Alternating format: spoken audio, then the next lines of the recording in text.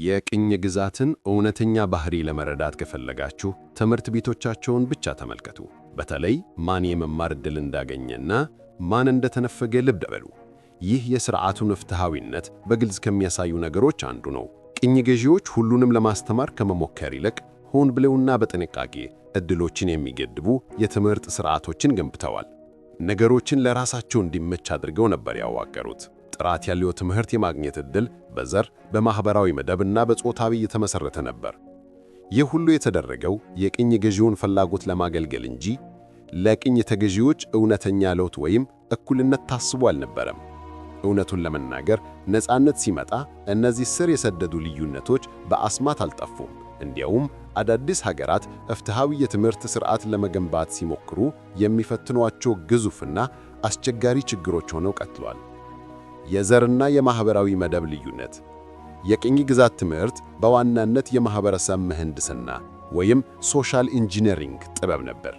የተቀረጸው የሥልጣን መዋቅሩን ባለው መልኩ ለማስቀጠል ሲሆን ብዙ ጊዜ ነባር የማኅበራዊ ልዩነቶችን ያባብስ ወይም ምዕራባዊ ትምህርት በማግኘትና በለማግኘት ላይ የተመሠረተ አዲስ የልዩነት መስመር ይፈጥር ነበር።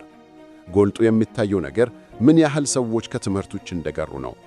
ለብዙሃኑ የቅኝ ግዛት ነዋሪዎች መደበኛ የምዕራባውያን ትምህርት ምኞት ብቻ ነበር። ሰፊ መሃይምነት እንደ መደበኛ ሁኔታ።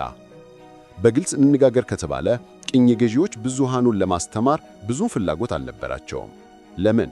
ለጉልበት ሥራ ወይም መሠረታዊ ትዕዛዞችን ለመረዳት ከሚያስፈልገው ዝቅተኛ እውቀት በዘለለ ያልተማረ ሕዝብ ለመግዛት ቀላል ስለሆነ፣ የማይመቹ ጥያቄዎችን ስለማይጠይቅ እናም ሥልጣንን ስለማይገዳደር። ስለሆነም በአብዛኛው የቅኝ ግዛት ዘመን የሕዝቡ መሃይምነት እንደ ተቀባይነት ያለው የነገሮች ሁኔታ ይወሰድ ነበር። ይህ የሥርዓቱ ውድቀት ሳይሆን የታቀደ ውጤት ነበር። የወንዶች ትምህርት ከሴቶች ቅድሚያ ይሰጠው ነበር። ለወንዶች ትምህርት ማግኘት ከባድ ከነበረ ለሴቶች ደግሞ እጅግ በጣም ከባድ ነበር። የቅኝ ግዛት አስተዳደሮችና ሚሽነሪዎችም ጭምር ሁልጊዜም ለወንዶች ልጆች ትምህርት ቅድሚያ ይሰጡ ነበር። ወንዶች እንደ የቢሮ ሠራተኞች ወይም አስተዳዳሪዎች ሲታዩ፣ ሴቶች የትምህርት ዕድል ካገኙም የሚማሩት የቤት አያያዝንና ሃይማኖታዊ ትምህርቶችን ነበር።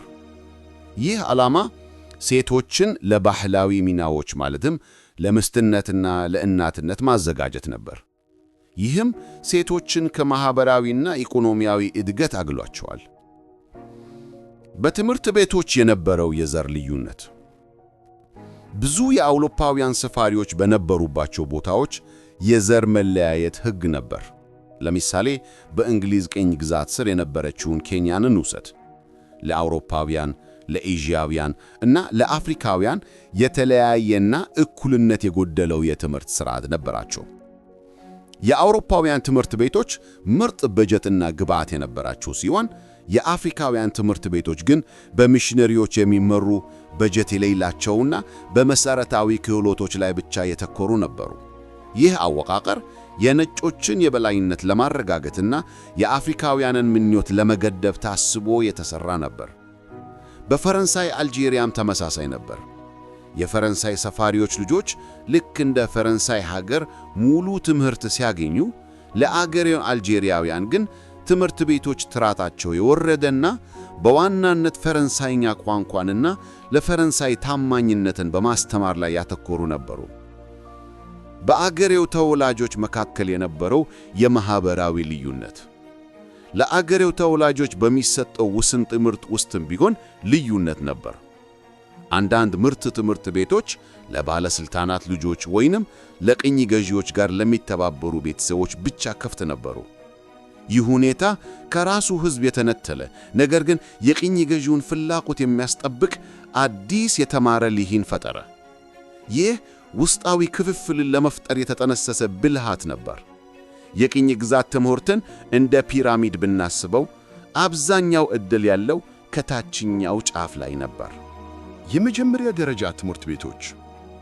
እነዚህ ትምህርት ቤቶች ብዙ ጊዜ መሠረታዊ ንባብ፣ ጽሕፈትና የጉልበት ሥራ ላይ ያተኮሩ ነበሩ። በእንግሊዝ ቅኝ ግዛቶች የጫካ ትምህርት ቤቶች ቡሽ ስኩልስ በሚሽነሪዎች የሚመሩ ሲሆን አቅማቸው ውስን ነበር። እነዚህ ትምህርት ቤቶች ተማሪዎችን ለከፍተኛ ደረጃ የሚያዘጋጁ አልነበሩም። ብዙ ጊዜ የጉዞ መጨረሻ ናቸው። የሁለተኛ ደረጃ ትምህርት ቤቶች። ወደ ሁለተኛ ደረጃ ትምህርት ቤት መግባት ለጥቂቶች ብቻ የሚቻል ትልቅ እርምጃ ነበር። እነዚህ ትምህርት ቤቶች በትላልቅ ከተሞች የሚገኙ ሲሆኑ ዋና ሥራቸው ተማሪዎችን ለዝቅተኛ የአስተዳደር ሥራዎች ማዘጋጀት ነበር። እንደ ጋናው አቺሞታ ወይም ሴኔጋል ውስጥ እንደነበረው ሊሴ ያሉ ትምህርት ቤቶች ታዋቂ ቢሆኑም የሚያገለግሉት እጅግ ጥቂቱን የህብረተሰብ ክፍል ነበር። ሥርዓተ ትምህርቱም የአውሮፓን ኮፒ ያደረገ በመሆኑ ተማሪዎችን ከአካባቢያቸው ያርቅ ነበር። ከፍተኛ ትምህርት በቅኝ ግዛቶች ውስጥ ፈጽሞ የማይታሰብ ነበር።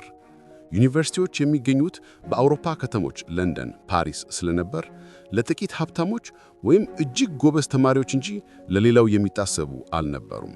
እንደ ማኬሬሬ ያሉ የአካባቢ ዩኒቨርሲቲዎችን ቢመሰረቱ እጅግ መራጭና በአውሮፓውያን ሞዴል የተቀረጹ ነበሩ።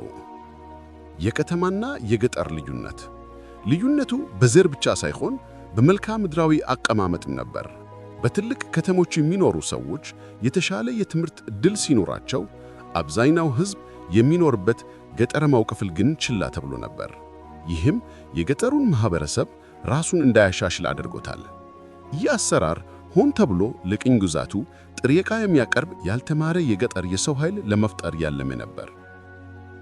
የድህረ ቅኝ ግዛት የልዩነቱ ውርስ። ይህ ከባዱ ክፍል ነው። እነዚህ ኢፍትሐዊ ሥርዓቶች የቅኝ ገዢው ባንዲራ ሲወርድ አብረው አልወረዱም። አዳዲስ ሀገራት ለልዩነት የተዋቀረ የትምህርት ሥርዓት ተሸክመው አዲስ ማህበረሰብ ለመገንባት ተገደዱ። ነፃ መንግስታት ስልጣን ሲረከቡ በከተማና በገጠር ያለውን ልዩነት እና በጀት እጥረት አገኙ። የትምህርት ድራሽነት በፍጥነት ለማስፋት ሲሞክሩም በግብዓት እጥረት ምክንያት የትምህርት ጥራት ችግር ገጠማቸው። ይህ አሳዛኝ ሁኔታ አዲስ አይነት ልዩነት ፈጠረ። ጥቂት ጥራት ያላቸው የግል ወይም የቀድሞ ልሂቃን ትምህርት ቤቶችና ሰፊ እየታገሉ ያሉ የመንግሥት ትምህርት ቤቶች ተፈጠሩ። የምስክር ወረቀት አምልኮ ክሬደንሻሊዝም ሌላው መጥፎ ውርስ ለዲግሪና ለዲፕሎማ የሚሰጠው ከመጠን ያለፈ ትኩረት ነው። ትምህርት ማለት የምስክር ወረቀት ይዞ የቢሮ ሥራ ማግኘት ብቻ ተደርጎ ተወስዷል። ከነፃነት በኋላም ይህ አመለካከት ቀጠለ። ሀገራት ፈጠራና የሙያ ክህሎት ሲያስፈልጋቸው፣ ሥርዓቱ ግን አስተዳዳሪዎችን ብቻ እያመረተ ቀጠለ። በአጭሩ የቅኝ ግዛት የትምህርት ፖሊሲዎች ለቅኝ ገዢው የሚጠቅም ጠንካራ የማኅበራዊ ልዩነት ለመፍጠር መሠረት ነበሩ። ሆን ተብሎ የተደረገው የትምህርት ገደብና የፈጠረው ልዩነት ብዙሃኑን ከአውድ ውጭ አድርጓቸዋል። እነዚህ የድኅረ ቅኝ ግዛት ሀገራት ዛሬም ድረስ ከዚህ አዙሪት ለመውጣት እየታገሉ ነው። በሚቀጥለው ክፍል ስለ ሌላ ወሳኝ ጉዳይ ማለትም ስለ ቋንቋ እንነጋገራለን። ስለ ተከታተላችሁን እናመሰግናለን።